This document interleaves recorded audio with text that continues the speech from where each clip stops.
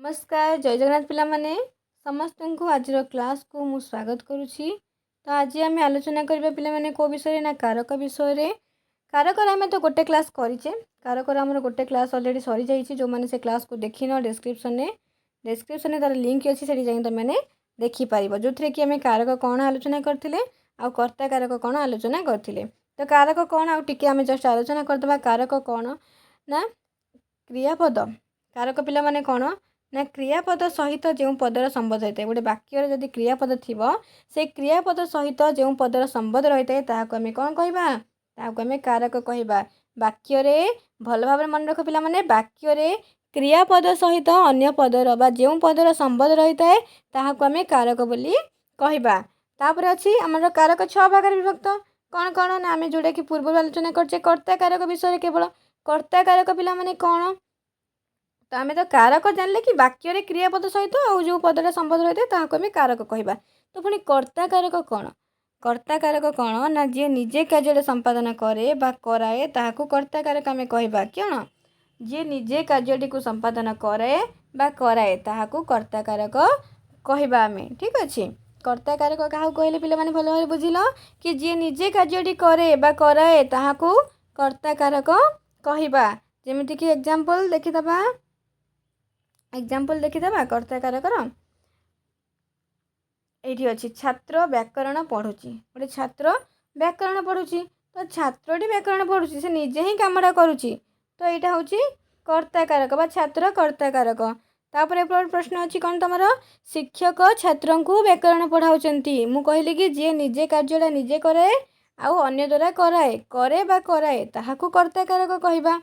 तो शिक्षक छात्र मानक व्याकरण पढ़ाऊँ से छात्र मानक पढ़ाऊँ। ठीक अच्छे तापर आम आज जाना कर्मकारक कौन पिला माने कर्ता कारक विषय तो भल भाव आलोचना करचे। से क्लास टी जो मैंने देखना डिस्क्रिप्शन तार लिंक अच्छी से जाइए तुम मैंने से क्लास को देखिपर। तापर आज आम जाना कि कर्मकारक कौन पिला माने कर्मकारक कौन ना कर्तार क्रिया संपादन रे जोटा कि प्रधान लक्ष्य सेटा हूँ कर्मकारक। जमीती कि एग्जाम्पल देखा शिशुटी क्षीर पीऊँची। तो मु कहली कि कर्तार कर्म माने कर्तार क्रिया संपादन रे जोटा प्रधान लक्ष्य। तो ये क्रिया हूँ पीऊँची क्रिया कौन पीऊँची कर्ता किए शिशु। तो शिशुटी क्षीर पीऊँची कौन पीऊँची तार प्रधान लक्ष्य कौन शिशुटीर प्रधान लक्ष्य हूँ क्षीर पीवा। तो यहाँ हूँ आमर कर्म बा कर्मकारक कौटा क्षीरटा हूँ आमर कर्मकारक शिशु हूँ आमर कौन कर्ता आ पीऊँची हूँ क्रिया। बुझीपाल सबूर गोटे गोटे एग्जाम्पल देले तुम भल भाव पिला माने बुझीपार। ठीक अच्छे तो तापर आम देखा कि तुम जो कर्मकारक अच्छी से कर्मकारक को केते भाग भेद कर दी भाग में गोटे मुख्य कर्म आ गोटे गौण कर्म। मुख्य कर्म केमती आम चिन्हवा पिला माने ना मुख्य कर्मटा सबु बेले तुम कौटी थी ना क्रियार पूर्वर थी कौटी क्रियार पूर्वर थी सब मुख्य कर्मटा।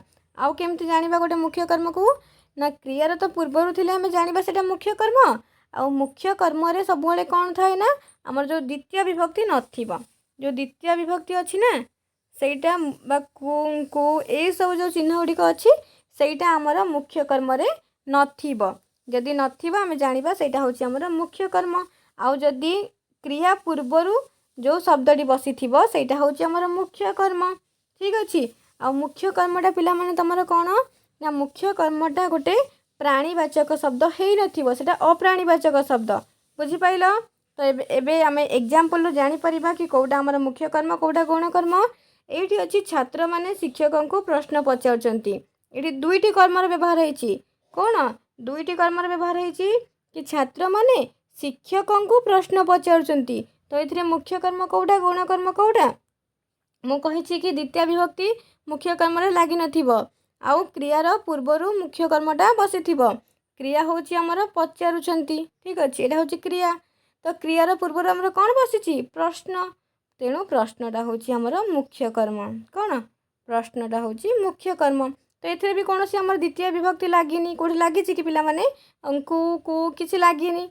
तो यहाँ हो जाए कौन मुख्य कर्म। तो जानले आम पिला माने कि तुम मुख्य कर्म कौटा तो यहाँ हूँ मुख्य कर्म गौण कर्म हूँ शिक्षक को छात्र मैंने हूँ तुम ये कर्ता ठीक अच्छे कहीं गौण कर्म तुम सब बसी कौन द्वितीय विभक्ति थी कौन थी द्वितीय विभक्ति गौण कर्म आउ तुम गौण कर्मटा गोटे प्राणीवाचक शब्द हो कौन हो गोटे प्राणीवाचक शब्द हो गौण कर्मटा ये गौण कर्मटा गोटे प्राणीवाचक शब्द हो ठीक अच्छे प्राणीवाचक शब्द हो आउ ये द्वितीय विभक्ति थी जोटा कि जो शिक्षक को अच्छी तो से अच्छी आम द्वितीय विभक्ति ठीक अच्छे एबे जापर तुम मैंने पिला माने कि तुम मुख्य कर्म कौटा आउ गौण कर्म कौटा मुझे भल भाव कही दूची तुम मुख्य कर्म हूँ तुम द्वितीय विभक्ति लगी नाउ सेटा सब क्रियार पूर्वर थी जोटा कि सेटा हम तुम मुख्य कर्म आउ सेटा गोटे प्राणीवाचक शब्द हो न ठीक अच्छे अप्राणीवाचक शब्द हो आ गौण कर्मटा तुम पिला माने गौण कर्मटा गोटे प्राणीवाचक शब्द हो द्वितीय विभक्ति लगी ठीक अच्छे तेरे तुम जापर कि सेटा हूँ तुम कौन गौण कर्म बोली बुझिपाल मुख्य कर्म गौण कर्म ये भी लिखाई तुम मनकर मुख्य कर्म कौन कौन अच्छे और गौण कर्म कौन कौन अच्छे पिला माने ये भल भाव देखिपुव तुम आराम से लिखाई कौटी कौन अच्छी बोली कि तुम प्राणीवाचक साधारणतः अप्राणीवाचक पदटी मुख्य कर्म हम जोटा कि प्राणीवाचक शब्द नुहे अप्राणीवाचक जोड़ा शब्द पद थी से मुख्य कर्म हम और प्राणीवाचक पद जोड़ा थी से तुम गौण कर्म हम ठीक अच्छे तापर तुम क्रियार ठीक पूर्वर ही मुख्य कर्मटा लगी आउ मुख्य कर्म द्वितीय विभक्ति चिन्ह न मुख्य कर्म कौन द्वितीय विभक्तिर चिन्ह ना गौण कर्म थी बुझिपाल ये सब थी तुम जापर कि सहीटा हूँ कौटा मुख्य कर्म कौटा गौण कर्म बास ता ट्रिक कर मन रख मुख्य कर्म कौन थी गौण कर्म कौन थी गौण कर्म विभक्ति चिन्ह थी द्वितीय विभक्ति चिन्ह किंतु मुख्य कर्म न